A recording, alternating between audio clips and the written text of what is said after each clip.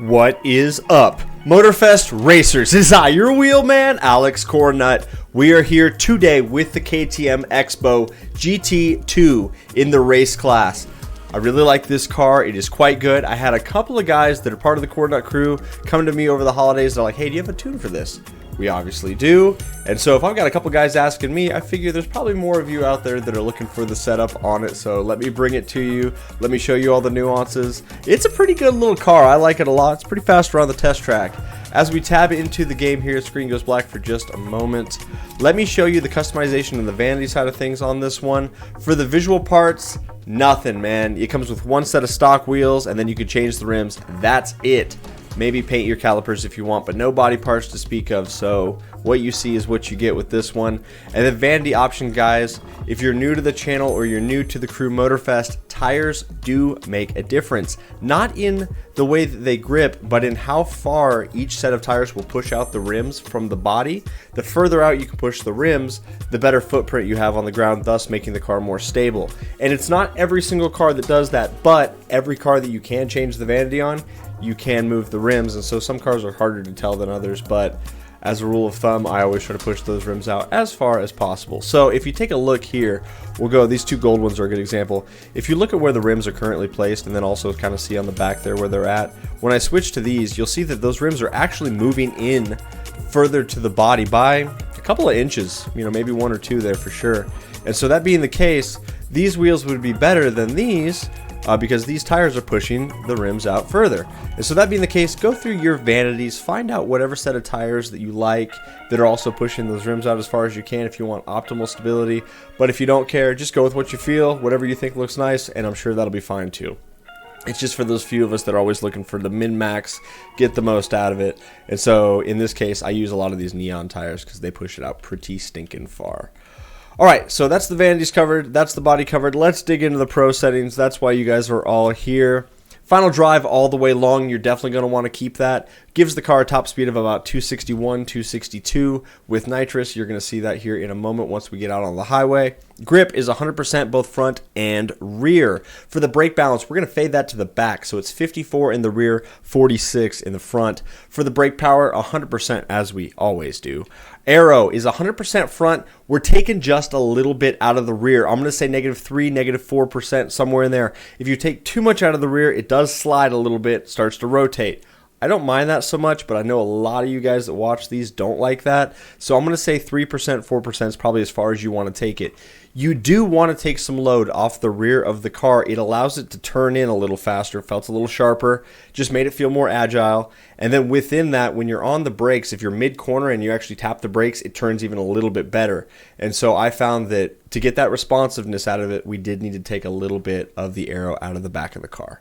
For the suspension, we are +5% in the front for your stiffness and +10% in the rear. For the compression, we're going to soften both of those up. So you're -8 in the front. I said both. I made a mistake. And we're going to go +5 in the rear. So soften the front, stiffen up the rear. And then the rebound, it's -6 in the front and +7 in the back. The rear of the car was already kind of soft, so to get a nice balance between front and rear to get it to be stable, we basically soften up the front and stiffen up the rear, and it all matches pretty smooth. For the ARB, we are +7 in the front and +10 in the rear. And then for your alignment, you're -0.25% in the front, full Beyonce, and then in the rear, it's 0.20, so only -20% in the back. That's how I've got the car set up. I find that it is very, very nimble this way. It is very fast around the test track. It's actually one of the faster cars I've tested on the test track, and it's got a decent top speed. So overall, it's a pretty good little package deal. I like it. It's a lot of fun to drive.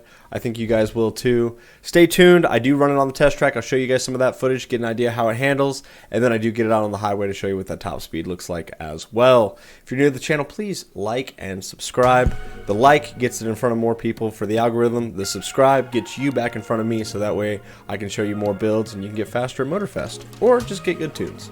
Either way, my buddy SakuraCommander helped me out with this tune, so I'm very thankful to him and all of the Cornnut crew. We've got a lot of guys in there that are always developing, helping, and getting me to the place where I'm at. It is not me, it is we. We are deep. We've got a lot of people, and if you are 18 or older and you would like to join the Cornnut crew, go down to the video description, find the Discord link, Spoiler alert, it's discord.gg/cornnutcrew, all one word.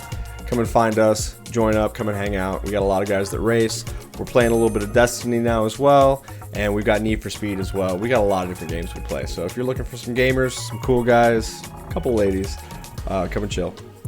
Everyone have a great rest of your day. Let me show you what's up on the test track.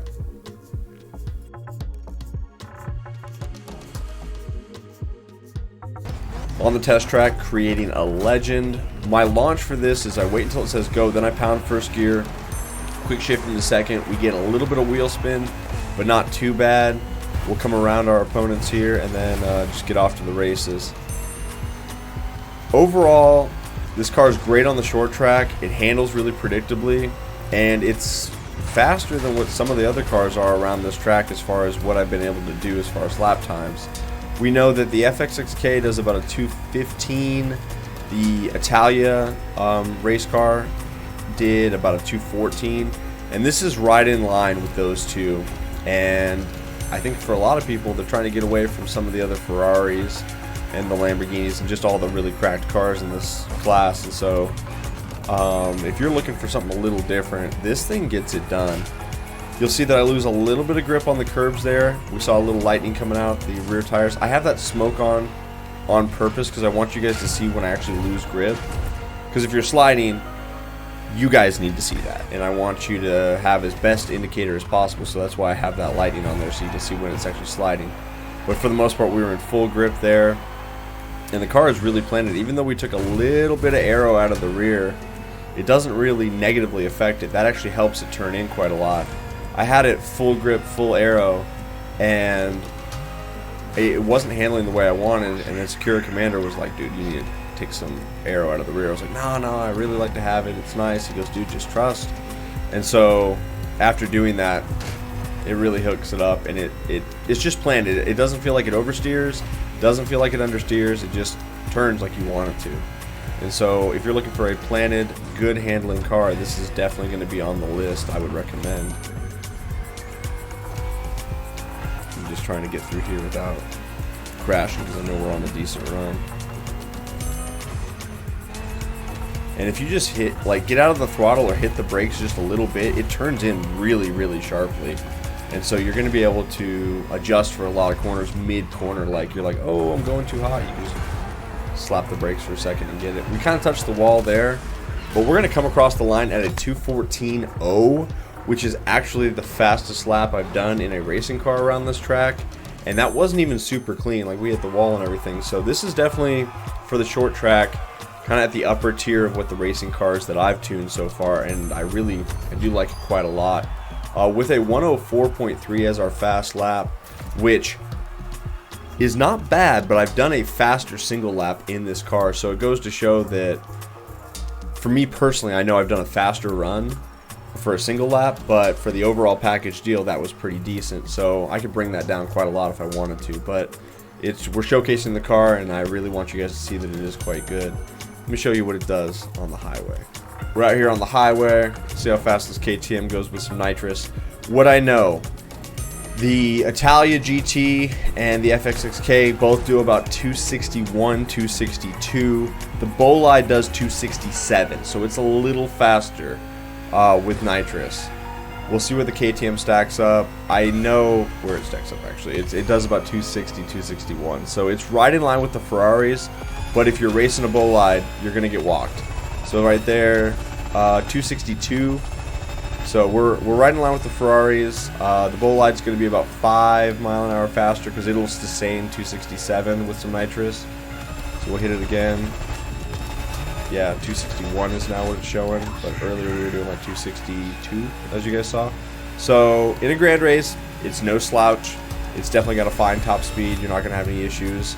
I think about the only car in the racing class right now that's going to really be walking you guys that you got to worry about is going to be the Bolide, maybe the Camaro. Camaro's pretty fast too. But there's very few parts of the track where you're actually going top speed, and so this thing definitely holds its own.